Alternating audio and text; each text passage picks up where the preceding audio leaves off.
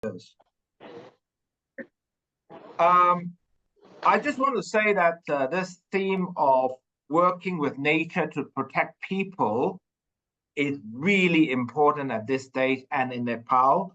For the Red Cross, IFRC, Red Cross, Red Crescent, we normally talk about protecting vulnerable communities, but here now with our hands joined with the WWF is also protecting vulnerable wildlife, if I may use that term, and delicate biodiversity. I think the synergy between the Red Cross, the key thing from the Red Cross, the key added value strength of the Red Cross is the National Red Cross and its widespread branches and volunteer networks throughout any territory. So in this case, in Nepal, and as well as its auxiliary role with neutrality and impartiality to local authorities. We do have some very limited funds. We hope to be able to garner more together with WWF as we scale this up. And I think that it's not only about international funds. I think that we need to demonstrate value of local action that is really benefit to local communities, of benefit to local authorities, and as a benefit to the country as a whole, so that we can also look at national stakeholders to fund in addition to international funding. Mm-hmm. So I'm very happy, and I just want to thank all of you on this initiative, and let's walk the talk rather than talk the talk. Thank you very much. Thank you, Azmat, for your wonderful remarks. So let me again share back my screen.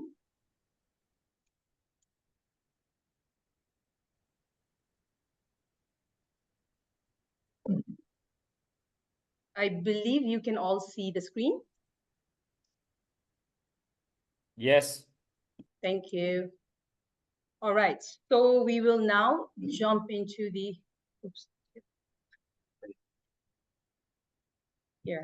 So this is just like why partnerships, which Azmat already mentioned. This is a complementary benefits, collective expertise and synergy, added value, and the share action. So more than that, here is what we would like to present. So this is progress so far. So last year, September, after multiple initial meetings, we had like initial engagement residential workshop among IFRC and WWF Nepal in September. In that, and over a month period, we developed visioning document, which was a Nepal-specific guide for coordinated resource mobilization and joint programming. On the same month, we had like first global outreach, so we reached out to you all. Then on February, after lots of preparation here, a lot of team were working in this, we had a Nepal launch, which was being graciously championed by a Finnish ambassador to Nepal. We then, the technical team, worked really hard on identifying, selecting the demo sites, which was based on certain criteria. Then a first field visit happened just last month. There was a team, IFRC WWF Nepal, conducted preliminary stakeholder consultation and ground verification of our initial demo sites. Last month, we also developed a roadmap to our joint programming in a 3-phase step. And here we are today, global outreach. So this is like overall in a snapshot, but now we will go more detail into in individual actions. So these are just the glimpses of formal launch. We did also share you what happened then and there to a lot of our network of colleagues. As you can see, it was championed by Finnish ambassador. This is very important for us because she was really excited about this partnership. It was attended by around 60 key stakeholders from government of Nepal, diplomatic community, UN agencies, and development partners. We also write opinion editorial piece on a national newspaper to promote the theme of the partnership. So that was done on the same day. Now I would like to walk you through the site selection process, and which will be done by my colleague here, Rajesh, who is a part of a technical team also. Rajesh.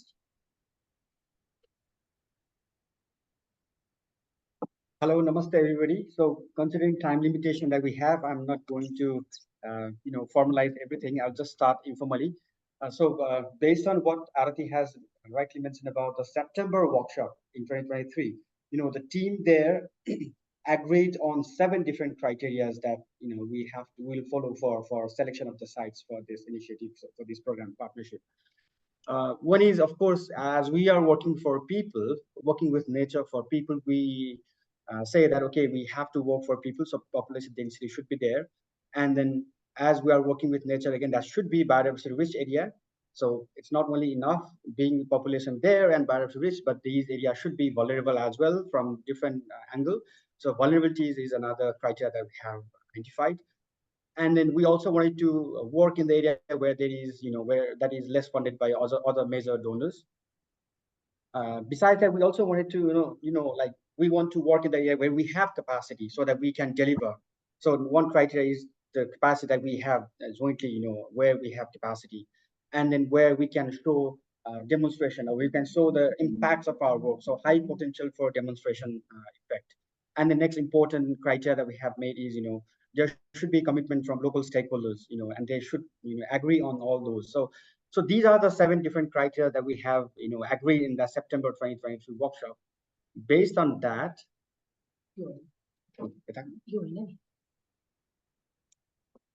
okay. So yeah, so this is a map of Nepal. Again, it's not only map of Nepal, but it's a Ministry of Forest and Environment in 2021 published a report on vulnerability and risk assessment. So based on that, we have tried to identify the districts and watershed which are mostly vulnerable or which has the highest climate-induced disaster impacts. So one of the baseline or one of the information that we have followed is this climate-induced disasters.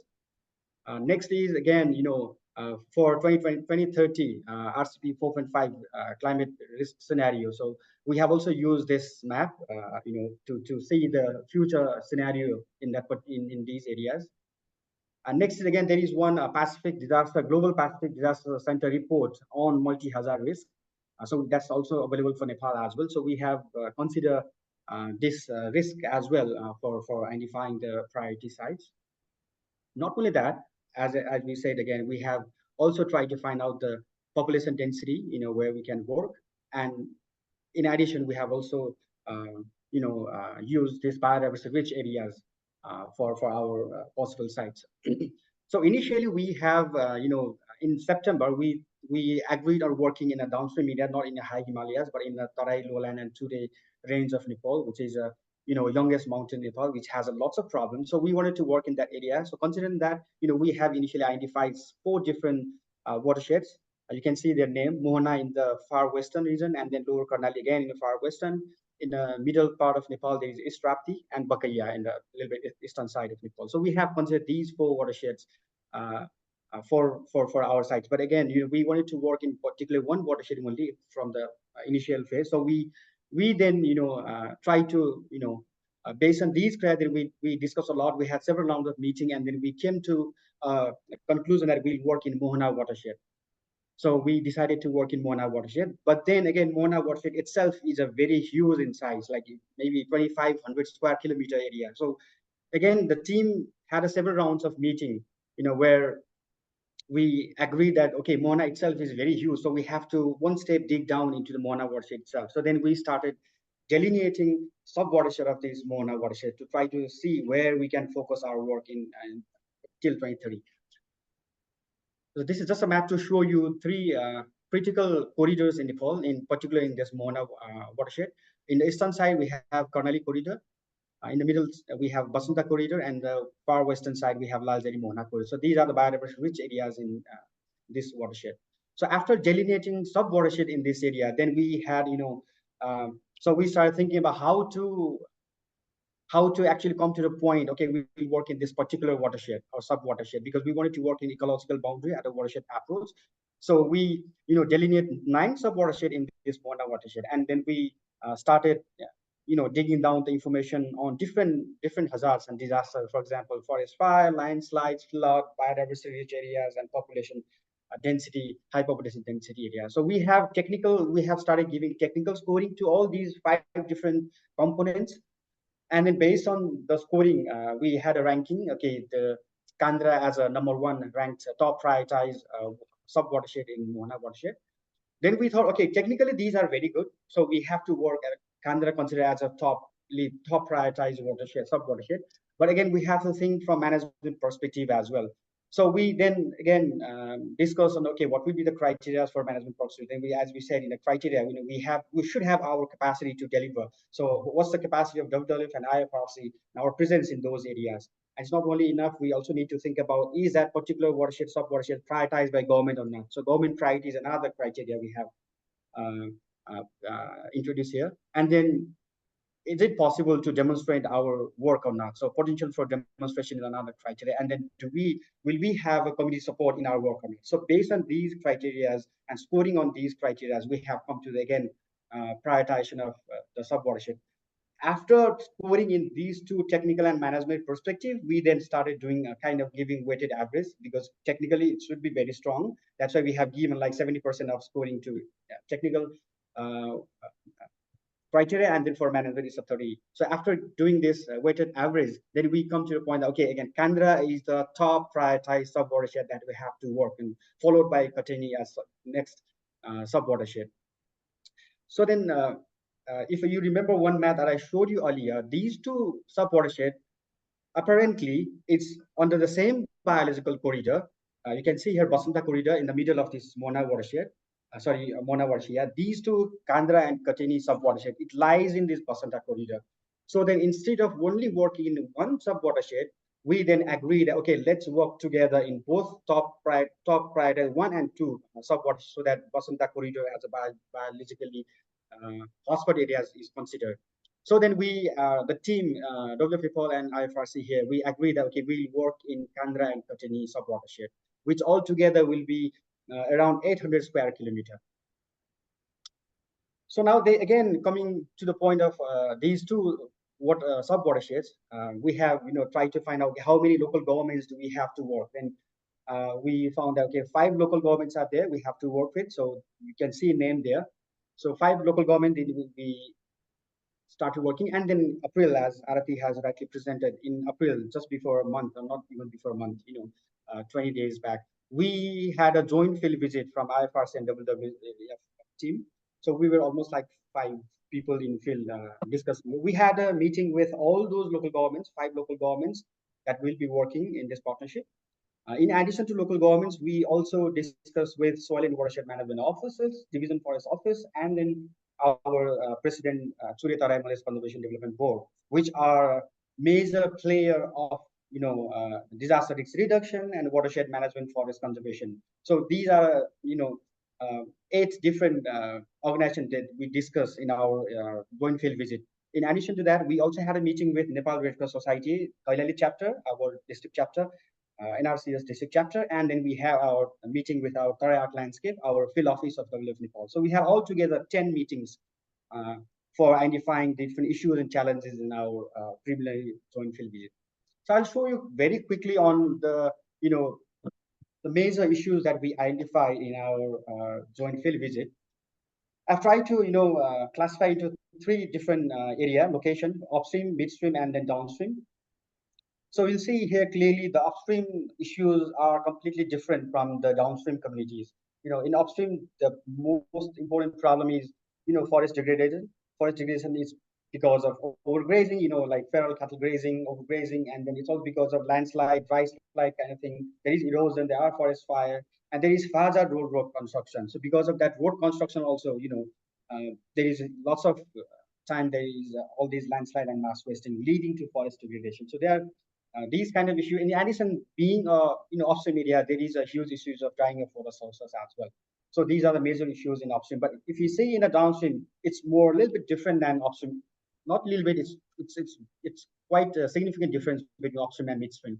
In midstream, it's more about the river aggregates mining. When we say river, it's basically river bed sand and gravel mining. So it's it's huge there in the midstream side. And there is a huge problem of riverbank cutting, river channel shifting as well. Because of that, there is a huge problem of displacement of local people, leading to encroaching Basanta corridor. This is a biological corridor. Again, encroachment in Basanta corridor, is because of channel shifting, bank cutting, and inundation as well. So there is a problem of food insecurity, and then being in the downstream side in the Babar and Tarai region, there are lots of wetlands in that area, but most of them are degraded. So wetland degradation is another problem. And a little bit upstream of this midstream side, there is a problem of drying of water sources as well. And then another issue that they have flagged was on depletion of groundwater level in this area. So contrasting to this upstream and midstream, there is slightly different again issues in downstream. More or less it's similar to midstream, but the more problem in downstream area is more about raised riverbed, and then inundation. Inundation in terms of because of raised riverbed, riverbank cutting, as well as because of the coastal highways there. So coastal highway is working as a dam. So they are functioning as a dam and then creating a lot of inundation in that area. And then downstream area more connected with the Dudhwa National Park in the southern side in India. So there is a problem of human-wildlife conflict as well. So that's what people have flagged in that discussion. And then again, there are lots of wetland in this area. Most of them are in a degraded condition. So that's another issue.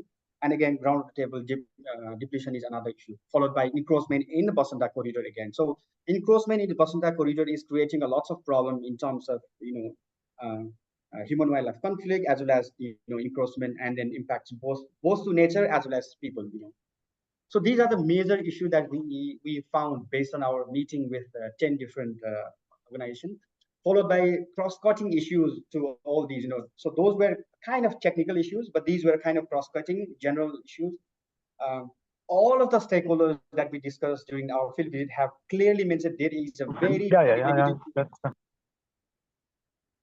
there is very limited coordination among the local governments, but work on forest and watershed management. So these are the three different organized government line agencies, provincial as well as federal government line agencies, which has a really very problematic, coordination between local with local governments. And then again, the major point is very meaningful. So that's been overexploited. That's a major issue that have been flagged by all the stakeholders. Also, the local communities and local government, they have realized the requirement of upstream downstream linkages. They have been working in very silos, in isolated manner. So they realize the importance of, talking to upstream people if you really want to conserve the downstream community or downstream settlement. So they now started understanding that, but still the coordination is really lacking. And they eventually actually asked to organize a workshop to start downstream linkage and possibility of initiating the payment for ecosystem services concept in that area as well. And one interesting point is I just wanted to add is, even most of our local government, they have started saying that we have to seal this 2-day region. So this has to be protected unless this 2-day region is not protected, then it will be continued in future.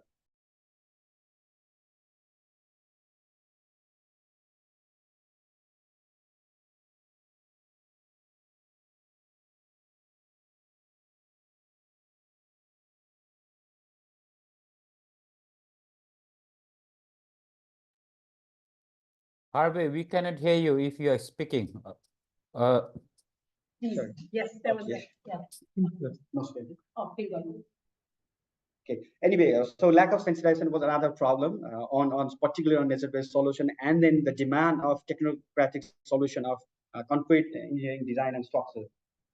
And being a today, it's these areas in upstream area are not covered much by community forests. So had they been covered by community forests, the community can manage the resources, but it's out of community forest coverage area. That's why, again, there is a huge problem of this overgrazing. The overgrazing is basically from the people living in the midstream area. So overgrazing in upstream area from the people living in the midstream area. So that's, again, a very good point of working on these PES as well. And I put here one quote. There are lots of quotations, but I put one narrative here that one local government say, if this trend of sand and ground, mining as well as transports from upstream to midstream and downstream continues for a long run, the downstream settlement, the downstream local governments will be completely a desert. So that's why they were saying we really need to seal this 2-day region. So that's the kind of issues and challenges that we have heard from the local governments as well as 3 different government land agencies working on conservation sector, forest and watershed management. There are lots of other activities, lots of other nature-based solutions also we discussed with our stakeholders. And then at the end of this, I would like to say here, we discuss these issues based on the 7 societal challenges of IUCN standards, linking with climate change adaptation and mitigation, disaster risk reduction, water security, food security, all those reversing our environment and environment degradation. So these are linked with societal challenges of IUCN standard. We'll be working on that furthermore, but I'll stop here now. I will pass it to Hervé for next slide. Thank you. Thank you, colleagues. Let me continue with just the last slide. After hearing from Rajeshji on all the different updates. So basically, in parallel with the technical work which is going on in terms of what we just heard, we also started to design the next 3 steps that we see for our joint programming to happen. And just quickly, I want to give you the quick highlights, and then we can go into the discussions. But we see this as 3 phases, right? So the first phase is ongoing already. We started from a few weeks ago, and we are thinking that by September, we hope to close it in the next 3-4 months. And this is about designing our overall joint programming, right, towards climate resilience in Mohana River Basin. So as you have understood by now, we are taking a whole watershed approach. So it will be a one big program to cover all the way from the upstream to downstream and the 5 municipalities, because we believe we need to have this kind of comprehensive approach. So for this, we have some design actions and an action plan developed already. We are planning to have more in-depth field visits, at least 2 times. So the 2 teams going together, like really for a few weeks, right? Then we are planning 2 workshops. One is happening this month, hopefully, to align our tools before the field visit to make sure that we have the same toolbox to do all the assessments.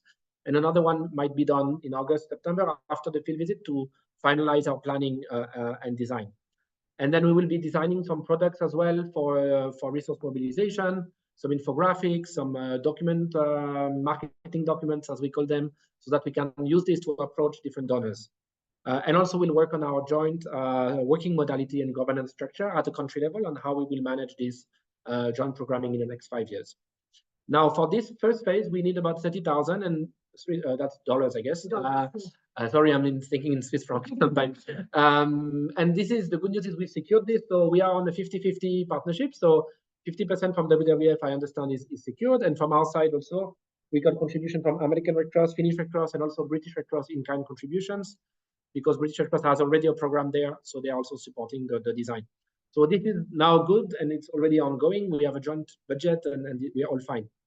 Now where we are moving into is now moving into phase 2, and we hope to be starting sometime in July, as soon as we have enough ground data. As you heard from Rajeshji just before, in all these big boxes, 2 issues that come up is a sensitization and is the coordination, that all the stakeholders don't talk to each other, and we believe that is where we have a big added value. So these are the 2 things, like advocacy and behavior change communication, including maybe some campaigns in schools, in the communities, to start around behavior change. So this we will start, and we estimate, although we have not done the detailed budget because it will depend on the assessment, but we think that with 100,000 US dollars per year, it should be enough to start with, and it might increment over the years. So we have this partially secured, I believe, from the WWF side, and we're also working on this in the IFRC side, and we are discussing. So as soon as we have secured this fund, we will start, and the idea is to have a small team in the field that can really start pushing these activities. And it will be, of course, a joint team for us with NRCS and the Red Cross Society, and with WWF with other local partners. And now moving to the third phase, this is the more tricky one, of course, because that's where we scale up, and then we go more in the hardware interventions. So this will be, of course, informed by phase 1 results, because until we have the whole program design. But the idea, as we've discussed many times, that we will start from January next year, subject to funding, of course, is that we will have nature-based solution and also what we call supportive interventions. So supportive interventions, of course, will be further designed in the program design process, but some of the key building blocks will be, of course, early warning systems, or anticipatory reaction, as we call it sometimes. Will be also livelihoods options to support and accompany communities to adapt to the changing climate. Also some capacity building to local stakeholders, community preparedness, because we cannot stop disasters from happening. As you've seen, there is landslide, we have fires, we have floods that will happen on an annual basis. So for this, initially we are looking at 1 million per year. This is a very ballpark because it will all depend on the design and it might change from the year to year. But what we are trying to do from now on is to try to see if we can fundraise at least 500,000 from each side. 500,000 from WWF side and 500,000 from the IFRC network side, which we are all here together in this call today. So that's really the idea. I know that when we had the call last October, that was one of the issues that colleagues were asking. So I think now we have more clarity. And then by September, hopefully we'll have all the very detailed design and we'll have a marketing toolbox for you to approach your donors, to approach, we will start to approach embassies here together. So that will be part of our efforts to fundraise. So I think I don't want to take too much time. Now we want to hear a little bit, a few minutes from Sandeepji on the global framework. Yesterday I was in Geneva meeting our colleagues from the global team, and they were sorry to say that they cannot attend today, but they are also constantly in touch with Sandeepji in WWF International. So it's good to hear a little bit from the global perspective, and then I think we'll go back to the questions, right? So please, Sandeepji, back to you. Yeah, thank you, Harvey, and firstly, yeah, apologies from the IFRC secretary level that my colleague could not join because of other reason. But let me congratulate our national team for advancing this partnership much more strongly than what we initially saw in September last year, and also the lot of field visit, and congratulations on that part. So this presentation, I'm just presenting on behalf of the Secretariat. So when I say Secretariat, means WWF International and the IFRC, the Secretariat in England, because I'm responsible for the WWF side, as so do from the IFRC. My colleague Nini is there. So this is just an update what we have been doing or what we had doing for the last year, couple of months. Firstly, for the advocacy and the outreach at the global level, so we organize a very high-level event during the UNFCCC COP in Dubai, where our Director General and Under Secretary General from IFRC was present, as well as our ADB and the Philippines governments, and where we also really saw the documentary in terms of what's happening on the field side, so linking the field level experience to the global level. So that was one of the very successful high-level event that's really attract a lot of attention at the international level. Secondly, what we really did over the couple of months was we really want to, I would say, bring down the global partnership to the landscape level. So as a result, in close discussion with our IFRC colleague in Geneva, we choose the Swahili seascape. The Swahili seascape is Southern Indian Ocean seascape that includes 5 different countries in Africa. That's Kenya, Tanzania, Mozambique, Madagascar, and South Africa. And we developed a concept node, and the concept node is basically a 3-year program document, and we are calling for at least let's say $10 million over the 3 years time durations. You can find the concept node in the link that is shown in this slide. In the slide as well, and we share the concept node during the COP.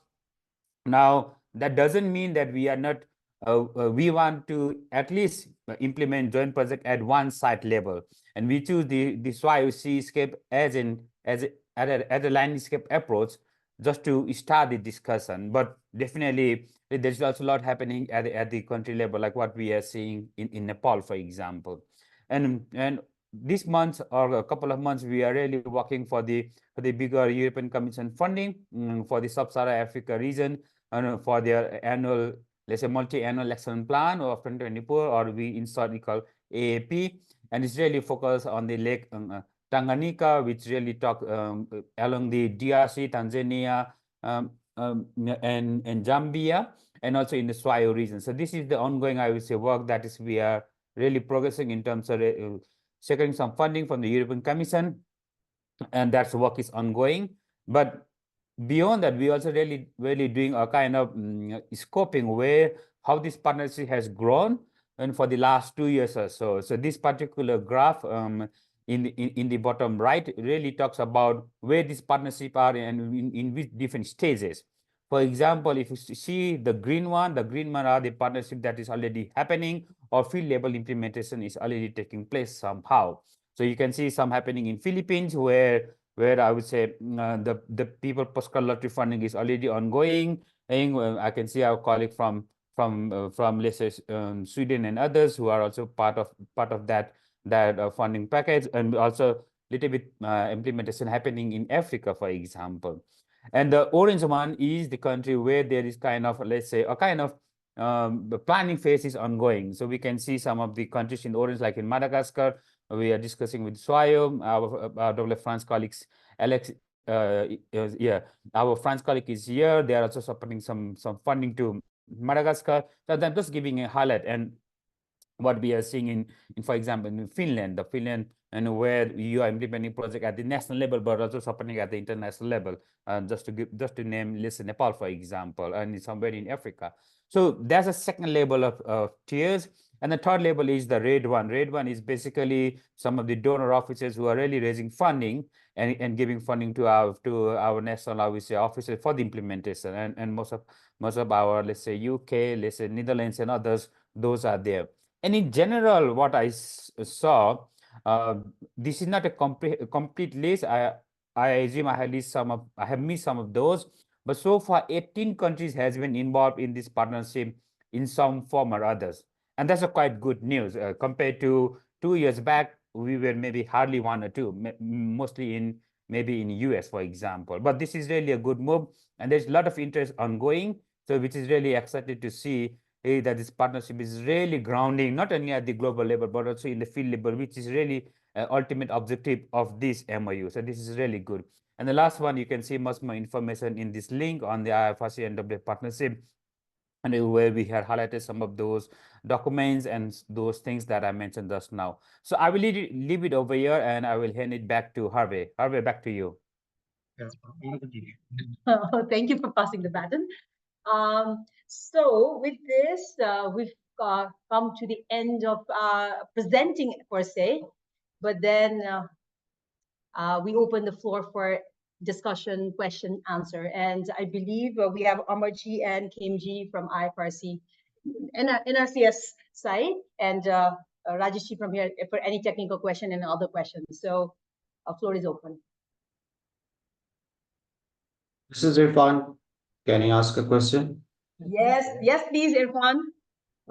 Thank you very much. This is Irfan Rana. I am based in Pakistan. I am the core team member of AP25. My role is the PSP coordinator of the region, and also I am the lead building community resilience program of the region. So AP25 is a regional body within WWF working with 25 offices in the region for their building capacity in fundraising and the conservation priority. So 2 months ago, all the CEOs and the country directors of 25 offices, they came together. They had a meeting in Dubai, in UAE, and they have agreed to start a regional program on building resilience community and the disaster risk management. So this is all about working nature-based solution to provide solution to the community. And also the 4 areas: coastal resilience, flood risk management, drought management, and also the heat waves. The most important thing, we have to work with an international, global, renowned humanitarian NGOs. And I understand, I'm really happy that we are already in touch and have global partnership with IFRC, and also they are working locally. So my question is, how can we work on regional level? That I see a gap is there, and also we are heading towards that. And we aim to have a 100 million sort of funds, and we have a commitment from UAE government that they want to provide fund to us, to AP25, and they are really keen to work with WWF, and also we are really keen to work with humanitarian organizations. So here's the gap, here's the potential, and we are also looking to soon progress on this one with the number of potential stakeholders, and most importantly, the priority is the IFRC. So my question is that you are already working Southwest Indian Ocean with 5 countries, you are already in national level. So how about we have a regional partnership and work on this bigger 100 million global work or the regional work together? So Thank you, Irfan, sir. Maybe this is more regional thing, so I will leave it to Sandeep Ji maybe to answer from the global perspective, but maybe also we have Luis. I think Luis is still online, is our focal point in Kuala Lumpur for the IFRC at the regional level. So maybe after Sandeep Ji, if Luis, you want to say something, or Arnaud is there also, I think, from our regional team. Okay, thank you. Yeah, Arno is there. Arno and I, we already discussed a couple of months back in terms of how to build the regional program. So Irfan, so basically, really, I think we have different, I would say, bodies in our network, and sometimes it's really hard to understand what the right hand is doing by the left hand, right? So I think we need to have a better coordination on that part. What I see, and you also raised that in our internal meeting last time. So I think basically, if you are dealing with the IFRC issue, it's me from WWF side. We can definitely in touch. We don't have a regional team, for this partnership, but definitely I'm already talking with Arno, who is based in Malaysia, for the regional team, and he's in the call. I can see him in the list as well, and we are really trying to expand this partnership not only in the Asia Pacific but also in Latin America. So from a global perspective, we don't really want to distinguish this region or that particular region. We really want to work for the let's say the cause, and we are really trying to build that slowly and steady. But it also depends on multiple issues like the capacity, the resources, and other things. So, but definitely we can have that call separately, Fran. And because today we are focusing mostly on Nepal case, so let's dedicate our time in Nepal case. Over. Okay, thank you very much. So let's plan have a separate call and think like how can we work together. Okay, cool. Thank you very much. Thank you, Irfan. So yes, we are now again. Please raise your hand, or you can put your thoughts in the chat. Any questions, confusions?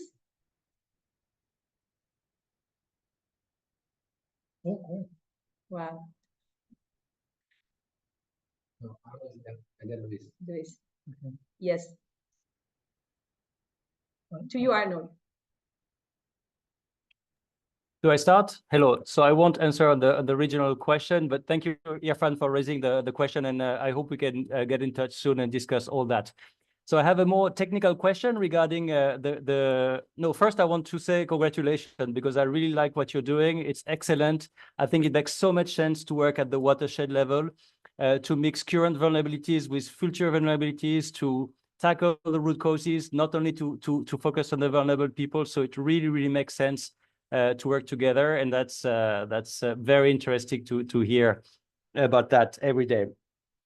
So my question was, in the criteria you used, because we were confronted to this in the Philippines, did you plan potentially to use carbon credits? Because if you do so, you need to undergo a feasibility study. We found ourselves a little bit in the confused in the Philippines because we wanted to use that mechanism, but we've been working for a few months in a place which is not eligible because the surface was not enough to start fundraising in terms of carbon credit. So I mix a lesson learned and a question. If you want at some point to use carbon credit, it's very important to start very soon to have a feasibility study. It's quite controversial. Not everybody wants to work with that. So it's both a question and a lesson learned. Up to you.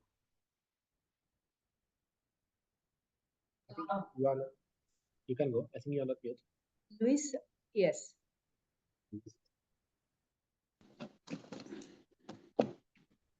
Okay, so thank you. Just to reiterate the commitment of the regional office to support this project at the different stages and also provide technical backup and also technical guidance in the areas that might have weaknesses and or complement existing capacities with either our focal points in the regional office and our extended team in Geneva.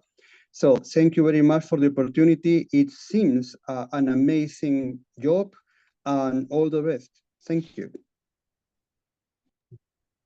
Thank you, Luis. I think just a short answer to Arnold is that no, we have not considered at this point on the carbon market for our project.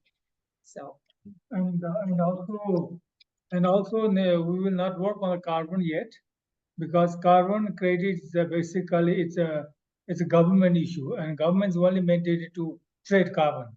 So we could try to work in few projects with carbon based, even IKEA and others, but the government says no. So basically, the financial transaction has to happen with the ministry. So actually, we want to understand that more at this stage rather than putting as a criteria. Then you need to work on it. So Luis, your hand is still up. More? You want to add more? No. Anyone? Anybody else?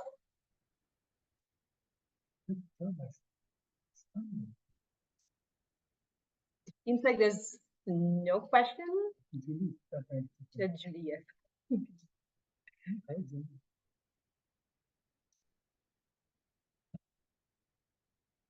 Is that a wrap then? Okay, so sounds good. So seems like we will be all right on time. So if anything else? If there is any question, you can always reach us. And I think we have been doing that also. A lot of offices, we work together as a colleague.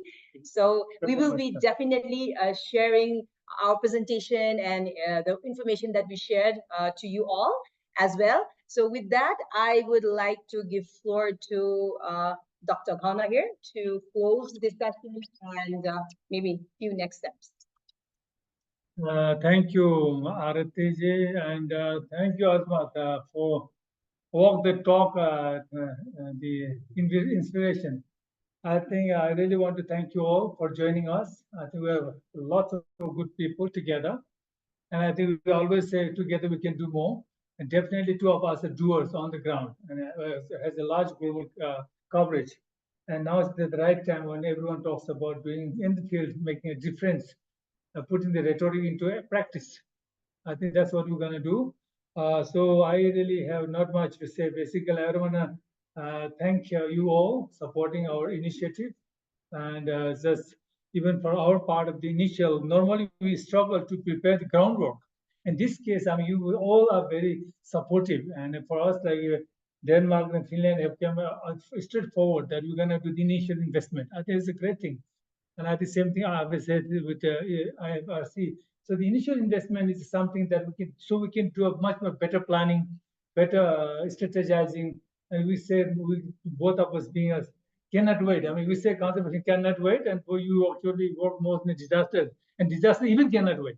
So we cannot wait together. We can do much more better. So I really have not much to say. I think we're on the right track. The process is in the right track, and the movement is the right speed. And I think the planning team has done very well. So I really would like to thank you all, the presenters, Ave, Arati, Rajesh, and Sandeep, and all of you. So with this, I would say thank you very much. Keep work, continue supporting us. I think not only financially I'm talking about, also the technical part of it. So we become much more stronger as a team. So in this case, I think everything we all know, the nature-based solution, biggest thing is in the water. And what center is the water? And then that's why it's really happening in drought or too much water. Now in Nepal, under fire. And Kathmandu is one of the most polluted city. Even beautiful places you have been to Pokhara, they couldn't fly their flights for the last 4 days because the smoke has come up. So I think there are lots of awareness is really important both for floods and fires and all kind of things, which is critical to build resiliency. So with this, I'm going to end here. Thank you very much, Azmat and IFRC team, the global team, and then all our supporting offices in across the world, and for our team here. With this, we have a great Friday and great weekend. Thank you very much. Thank you. Thank you so much. Bye-bye. Bye-bye, colleagues. Yeah, thank you all. Thank you. Bye. Ciao. Wait, let's close.